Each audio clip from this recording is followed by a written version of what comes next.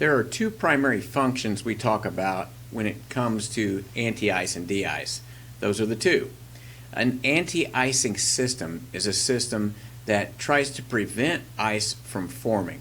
And we've got a good example of the anti-icing system here in the lab at Cincinnati State.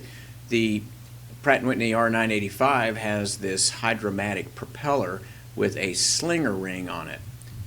So the way that this works is we have a fluid tank that's full of isopropyl alcohol, and we turn on a pump from the cockpit.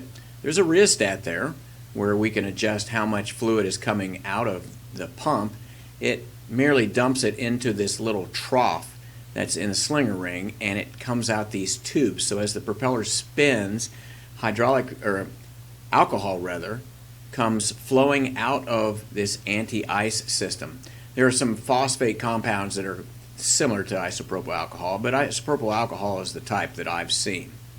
When it comes to our PT6 engine over in the corner, we have a three-bladed Hartzell propeller that has a de-ice system. This is an electrical de-ice system.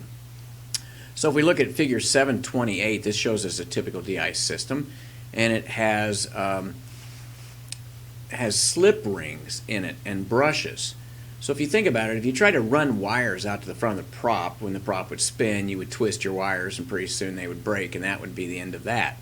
So somebody came up with an ingenious system using the brushes similar to what you use in a alternator or a generator. So you have these brushes and they're riding on what we call slip rings. The slip rings transfer power into these rubber boots. So what this control panel is going to do, it's going to put a timing circuit on here, and it's going to try to de-ice one blade at a time. It takes a lot of electricity to heat these elements, these heating elements that are in the rubber boots. And so these will get hot. They'll get hot enough to melt the ice, but the airplane only will do one blade at a time. So it'll do a blade, and then it'll do the other blade, and it will cycle down through the different blades. What happens to these, as far as from a maintenance standpoint, is sometimes we will get an open in that heating element. So the way we can test that is we can test that with a multimeter and just search for an open. We have to usually isolate the circuit to do that.